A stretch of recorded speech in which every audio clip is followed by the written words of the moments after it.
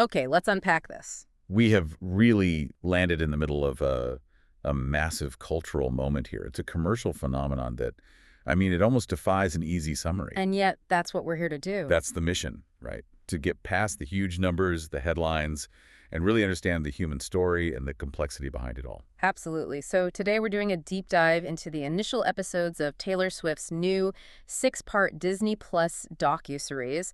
It's called The End of an Era, just premiered on December 12th. And this really isn't just for the fans. It's an unprecedented look inside a truly historical event. It really is. So if you're listening, you probably want to get to the core of it fast. You want the big revelations, the emotional context behind this whole massive operation. Yeah, the goal here is to quickly grasp the internal narrative of the Eras Tour, because it wasn't some celebrity victory lap. I mean, the sources make it clear it was a high-stakes business built on intense personal vulnerability and, frankly, constant external threats. So we're looking for the surprising things, right? The facts that explain why this tour even happened and, maybe more importantly, how it was sustained for so long. Exactly. And before we get into all the emotional weight of it, we have to start with the scale. You just can't talk about this tour without grounding it in the historical context. You really can't. We are talking about a 21-month global tour that it fundamentally reset the entire economy of live music. The sources confirmed the tour sold over $2 billion in tickets. $2 billion! And that figure, it's just staggering. To put that in perspective, the sources note this reportedly double the sales of any other concert tour in history. Double. It wasn't just big, it was statistically dominant. Yeah. We're talking about a commercial benchmark that, well, it might not be touched again in our lifetime. It forces you to ask the question, what kind of intent, what kind of drive leads to a spectacle of that size? And we actually have the answer. The docuseries includes her appearance on The Late Show with Stephen Colbert, and she was really explicit about her motivation. Yeah, she wasn't just talking about, entertaining people. She said she was trying to study how do you not, just entertain people, but really transport them out of their problems, their life, their stresses. That word transport, that's the key right there. Right. It's such a critical insight. It suggests this higher goal. It's not just about having a good time for 3 hours. No. It's almost therapeutic, a transcendental aim. The ultimate goal, she said, was creating a sense of escape. And that framing immediately sets up this central, almost painful irony of the whole docuseries, doesn't it? It does. That the very thing designed for escape was built and operated under the most extreme stress and threat imaginable. I wonder if that whole concept, transporting people out of their lives, is also why the fan reaction was so incredibly intense. The sources point to this really unique phenomenon that Swift herself observed. The post-concert amnesia. Yes, and joy blackouts. Joy blackouts. I mean, just think about the neurological implication of that phrase for a second. It's this confirmation that she succeeded in creating an effect so intense, so overwhelmingly ecstatic, that it briefly overloaded the fans' ability to even log sequential memory. It's just the sheer density of the emotional input. I mean, we all talk about the rush of a good concert, right? But to literally have a blackout from happiness. The sources really suggest this isn't hyperbole. It's the body's actual reaction to a peak experience that just exceeds its capacity for immediate processing. It's almost like a psychological defense mechanism against too much overwhelming stimuli. So it completely validates her mission. She set out to create a true, deep escape, and, well, the evidence is right there. It is, and it shifts the whole conversation from the external success, the money, to the internal success, the actual emotional impact. Yeah. She achieved this state of shared emotional intensity that is almost unheard of. But to understand how she pulled that off, how she maintained it, we have to go back to the origins. Yep. We've set the stage with the scale, the fan experience, but now we have to dig into the messy, complicated, and, unpleasant origins of the idea itself. Here's where it gets really interesting. Yeah. Because the narrative of the docuseries just pivots so hard here. It reveals that the entire concept for the Eras Tour, this $2 billion machine of pure joy, was actually inspired by two very distinct and difficult events. Events that she said planted a little seed. The genesis was, professional defiance and global isolation. And that framing is so crucial, using the word unpleasant for both of them. It tells you right away that the foundation of her greatest professional achievement wasn't some happy, creative light bulb moment. No, it was a reaction to professional injury and external trauma. So let's get into the first one, the catalog sale. This is a huge business point that I think sometimes gets a little oversimplified in the press. She described the situation as having the catalog of her first 6 albums sold out from under her. And for anyone listening who might not be deep in the weeds of music business law, this wasn't just about losing some royalty checks. It's much deeper. Oh, way deeper. When we talk about owning the masters, we're talking about owning the original, specific recording of the song, the sound file itself. It's the difference between owning the blueprint for a house and owning the actual finished house. Precisely. And she lost the finished house. So the sources frame this not just as a business deal, but as a profound act of professional and artistic betrayal. And her response, which the docuseries details, was just one of total defiance. The decision to go back and systematically re-record every single one of those first 6 albums. I mean, can you imagine the artistic motivation required for that? It's a massive undertaking, both legally and creatively.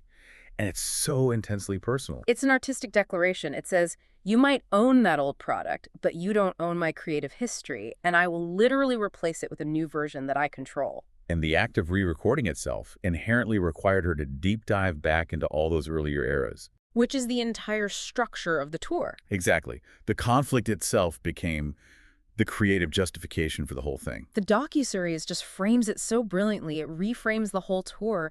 It's not just a celebration of her success, it's an act of reclaiming her own narrative. It was her saying, the way I win this professional fight is by making my entire history mandatory viewing again. And then right on the heels of that comes the second factor, the other unpleasant origin story. The global COVID-19 pandemic. Yeah. Swift described that period of isolation as clinging to songwriting as a life raft. That imagery, life raft, is just incredibly powerful, isn't it? It shows that writing for her, it wasn't a choice. It was survival. Right. The whole world was sinking in uncertainty, and her way of staying afloat, personally and professionally, was just this constant, sustained creation. And the output during that time was just staggering. The sources highlight it. You get Folklore 3 or 4 months into the pandemic, then Evermore comes out just 4 months after that. That rapid-fire creative output, it just signals how essential that life raft was to her mental stability during that global isolation. It was a creative flood. A total flood. But critically, that flood is what led directly to the commercial demand that fueled the tour. Because of the pandemic, she hadn't toured in 5 years. We forget how massive that drought was for live music. It created this impossible backlog of material. She'd released Lover, Folklore, Evermore, Midnights. Plus the re-recordings? All without a tour. So that 5-year gap, combined with the sheer volume of new music, it created this absolutely unprecedented level of fan hunger. The demand wasn't just there, it was necessitated by the circumstances. So if you put it all together, the Eras Tour wasn't some casual idea. It was this ambitious, totally necessary response, a professional act of defiance, fueled by a creative compulsion born from isolation, which then created the public demand. This is an incredibly compelling narrative. Success built on 2 forms of systemic discomfort. Exactly. And that analysis is the perfect setup for what came next. Because once the tour was launched, the discomfort didn't stop. It actually escalated into these high-stakes, real-world threats and devastating emotional costs. Which the docuseries confronts head-on. It does. So we pivot now from the creative spark to the brutal reality of actually executing a global tour of this size. And we have to focus on the external threats, the things that demanded this incredible mental and emotional fortitude from her and everyone around her. And the first one revealed in the docuseries is, frankly, the most terrifying. It's the August 2024 terror plot that was meant to target her show in Vienna. The sheer cold scale of this plot is what's so alarming. This is the moment in the docuseries where the story shifts from professional pressure to literal life and death. The CIA report, which is cited in the sources, suggested the plot was intended to kill tens of thousands of fans. Tens of thousands. Just let that number sink in. That is an almost unimaginable weight for any performer to carry, especially one whose entire mission is to provide safety and escape. Can you imagine that pressure? You're getting ready to go on stage knowing you're responsible for the safety of an entire stadium, and the intelligence says there's a massive active threat. We learned that 3 men were arrested in connection with the plot, which forced her to cancel 3 shows in Austria.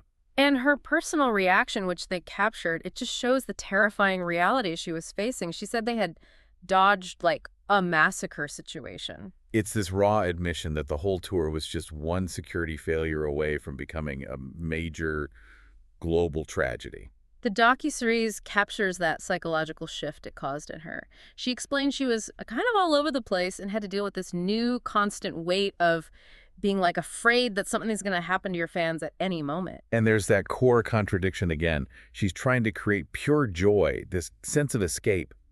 But her reality is constant vigilance against plots to kill her audience. Her job is to be the picture of carefree happiness, while her reality is being hypervigilant about mass violence. And she couldn't show it. She couldn't let the fans see that fear. Before her first show, after that threat in London, she confided in her mom, Andrea, that she felt twitchy and fidgety. That's such a specific, visceral description of anxiety, isn't it?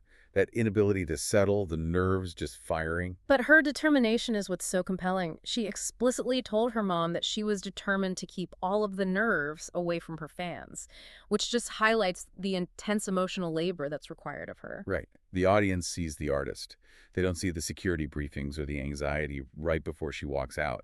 The smile becomes this conscious, professional shield. I mean, that decision to compartmentalize, to just deliberately suppress that level of fear for the sake of a performance, it's exhausting just hearing about it. And then, immediately after covering Vienna, the docuseries details an event that wasn't foiled, an event that resulted in devastating loss. The Liverpool tragedy. This part is so emotionally intense, and it reveals the deep personal toll the tour was taking. This heartbreaking attack on July 29, 2024, at a Swift-themed dance and yoga class in Liverpool. A setting that, again, just emphasizes pure, youthful joy. And the details are they're essential to grasp the devastation. The victims were three young girls: 7-year-old Elsie Stancombe, 9-year-old Ellis da Silva Aguirre, and 6-year-old Baby King, all stabbed to death. These were children at an activity that was centered around their love for her music. The vulnerability of the victims, the context of the attack, a safe, fun space turned into a scene of unspeakable violence. It makes the whole thing uniquely difficult to process. And when Swift talks about it in the docuseries, her emotional vulnerability is just so striking. She says she had a hard time explaining it. It's the senselessness that just defeats language. But her response is what defines her. She chose to meet the victims' families before her 5 shows in London. I mean, just think about the emotional gauntlet she was running. Internalizing her own fear from Vienna, processing this profound public grief, meeting those families, and then walking on stage to sing and dance for 3 hours. And that's where we get that intimate, really vulnerable scene in her dressing room. It's a moment of necessary professional collapse. Yeah, she's in her orange the man jacket and boots. The costume details really ground you in the cement, and she just breaks down. And what she says in that scene is so telling about the professional demands she puts on herself. She says she needs to get this, meaning her grief, out of the way before you ever go on stage. I'm not going to do this. I'm going to be smiling. It's a conscious physical act of forcing authentic emotion out of her system so she can perform the required emotion, joy. She's actively pushing it aside to fulfill her duty to project happiness for the audience. She knows the show demands a fully joyous artist, and she can't give them anything less, even if it's breaking her. And her mom, Andrea, she tries to comfort her, and she says something that really speaks to the complexity of all of this. She tells her, I know you helped them. I know it doesn't seem like it, but I know you helped them. And that's not some easy platitude. It's a deep attempt to reframe the pain.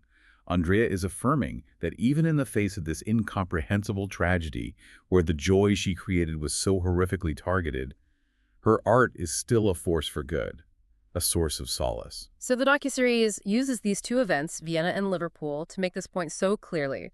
The foundation of the era wasn't just creative inspiration, it was resilience forged in the shadow of potential disaster and actual heartbreak. Yeah, you can't understand the $2 billion triumph without understanding the security briefings and the dressing room tears. The contrast is just so jarring, the world's biggest entertainment spectacle being managed alongside terror plots and deep, deep mourning. It really forces you to confront the massive emotional cost of creating that escape for other people.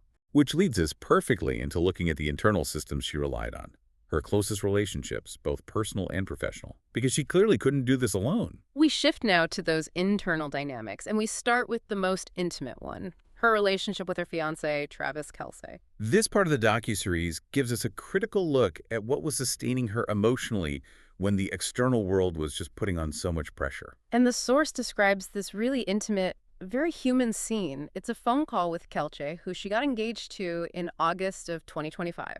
And it's just a moment of such relatable exhaustion. It's the kind of conversation anyone in a long-distance or high-demand relationship has had. She says she wishes he was there instead of at practice, and then she asks that playful but, pointed question. Why do you have to be in the NFL? Exactly. And that playful frustration, it just cuts right through the celebrity facade. It's a moment where the global superstar just wishes her partner had a normal 9 to 5 so they could just be together. But it's the analogy she uses to describe the conversation that gives the scene its real power. It's what the source material rightly calls the vitamin drip relationship.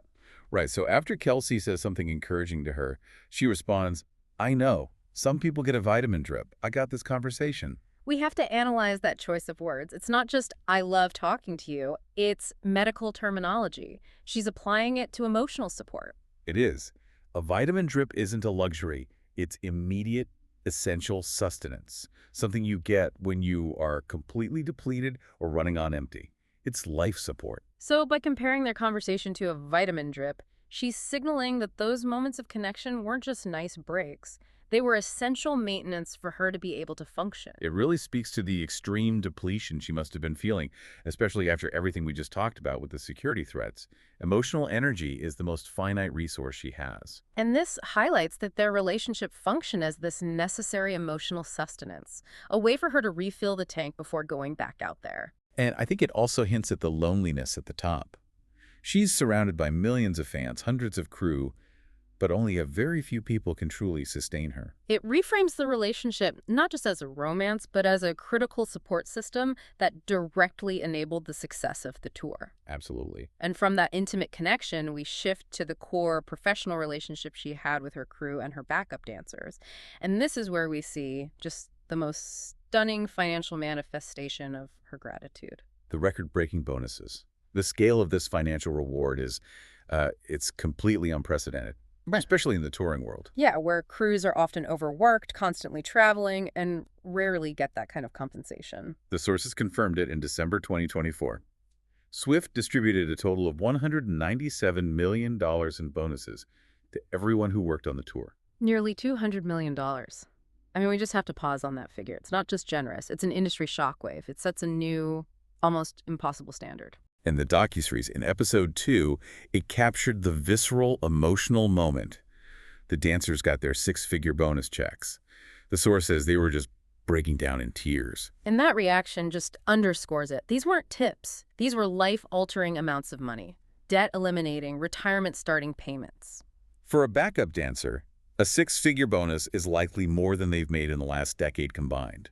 It's this tangible acknowledgement that their sacrifice was seen and valued at the highest possible level. And the way it was presented was so personal. The dancer, Cameron Saunders, reads the handwritten note she attached out loud. And the note itself is this beautiful piece of poetry and gratitude that connects everything back together. Let's look at the words from the note. Dearest Cam, we've traveled the world like we set out to do. We've dazzled the crowds, but we've missed family too. She's acknowledging that shared, universal sacrifice of touring life right there. The high of the dazzled crowds is inseparable from the low of the missed family, too. My gratitude doesn't come from a bank, but here's bleeped out dollars just to say thanks. That line, my gratitude doesn't come from a bank, followed immediately by a bank-busting number, is key. She's saying the feeling is genuine, but that genuine feeling demands a tangible, life-changing reward. She understands that while the emotion is necessary, the money is the ultimate form of professional respect for their sacrifice. And the use of the word family in that note connects this huge gesture back to her own personal sacrifices. It cements this idea that the tour's success was communal, it was fiercely earned, and it was shared. So we've covered the origins, the external threats, the internal support. Now we move to the final piece. The actual art she created under these pressures and how she reflected on the entire process. Which includes a pretty sharp critique of the society that consumes her work. This final section is all about artistic vulnerability, societal critique, and that powerful message of completion she delivered at the very end. We start with the rehearsal for the Tortured Poets department section, which was added to the tour later on. And the sources detailed this one specific track that worried her. Who's afraid of little old me? Exactly, and I find it so fascinating that after navigating actual terror plots, it's the prospect of singing a song about her own emotional pain that gives her this genuine concern. She handles it with this dark humor, joking that she was going to have a mental breakdown singing it live, and then adds, "It's going to be so fun." It's such a knowing joke, right? About the cost of exposing your deepest vulnerabilities night after night. And the docuseries immediately connects that lighthearted anxiety to the song's much deeper, much more serious meaning. Swift explains she wrote it when she felt bitter about how society treats artists. And this is where the docuseries becomes this critical, broader commentary. It stops being just a tour documentary. She lays out what she believes society does to creatives. She asks rhetorically, what do we do to our writers and our artists and our creatives? We put them through hell, we watch what they create, then we judge it. And that first part is, the familiar celebrity experience, the scrutiny, the judgment. But then she pushes the critique into this really provocative, uncomfortable territory. She continues, we love to watch artists in pain, often to the point where I think sometimes as a society we provoke that pain and we just watch what happens. We provoke that pain. Yeah. If we just unpack that one line, it suggests this systemic, almost parasitic and intentional relationship between the audience and the artist. It elevates her earlier comments about the tour's unpleasant origins from just hardship to something actively fueled by the public's appetite for drama and suffering. It's a profound moment of self-awareness. She's acknowledging that the very audience she's trying to transport is also collectively part of the system that provokes the exhaustion she's joking about having a breakdown over. She's fully philosophically aware of the dichotomy she operates within. She's creating this flawless show for escape, but she knows the world watching her is engaged in consuming and sometimes promoting her pain. And all of that awareness culminates in her final address to her team. We get this emotional speech she gave to everyone, dancers, crew, techs, before the final show in Vancouver. And the whole speech is anchored in this theme of shared struggle.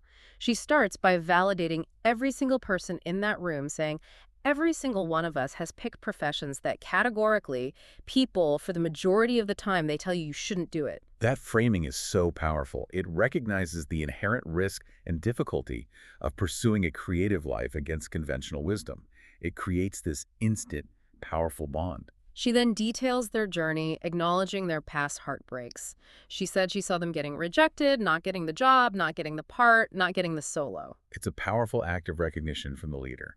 She sees them not as cogs in her machine, but as individuals who have faced their own failures to get there. And she uses this incredible imagery. She talks about remembering the doors that were shut, the doors that were open, the windows you pried open. Pried open. I mean, that is such a visceral metaphor for relentless, difficult effort. It means you forced your way in through sheer will. And crucially, she uses this ultimate moment of triumph to explicitly reject the narrative of easy, accidental success. She completely reframes the entire tour, rejecting the idea that it just fell into place. This is her ultimate declaration of ownership. It wasn't fate. It was the result of fiercely intentional, collective, painful work. Her final statement to them just sums up the message of the whole docuseries. She says, you put the pieces where they are. This is the biggest challenge any of us have ever done. Tonight, we complete that challenge. You put the pieces where they are.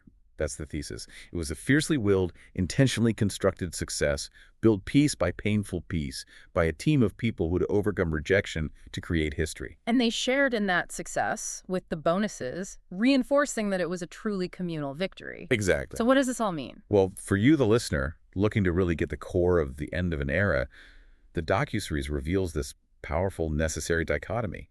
The spectacular, record-breaking success of the tour was built on these profound, personal and professional challenges. The catalog sale, the isolation of the pandemic. And then it was executed under extraordinary external pressure. The Vienna terror plot, navigating the grief of the Liverpool tragedy. So it was absolutely not an accidental success. It was a fiercely willed one. We see the mechanics of that resilience laid bare, the vitamin drip of a personal connection, the unprecedented gratitude to the crew. And that intense philosophical underpinning that critiques the very society that's watching her, the whole tour was a triumph of structure and emotional resilience over chaos. So if we connect this to the bigger picture, the docuseries fundamentally reframes what we even call success, right? It's not just the box office numbers, even though they're historic. No, it's an act of professional defiance. It's emotional resilience. It's shared human effort. The final speech and the staggering bonuses, they confirm that the internal story of this tour was one of overcoming shared struggle. It make that $2 billion achievement feel so deeply earned, So emotionally expensive and so profoundly human. Which brings us all the way back to that contradiction we talked about at the beginning. Swift explicitly reveals that the world loves to watch artists in pain, that it might even provoke it. That's the whole point of Who's Afraid of Little Old Me? And that tension is the core provocative thought we want to leave you with. If the Eras Tour was consciously crafted to be the ultimate escape for millions, providing joy blackouts for the audience, what does it truly mean that the show itself was forged out of two unpleasant professional events and then executed amidst terrifying, life-threatening security incidents? The docuseries really forces you to consider the immense cost, the internal reckoning, that is required to create pure, unadulterated joy for the entire world.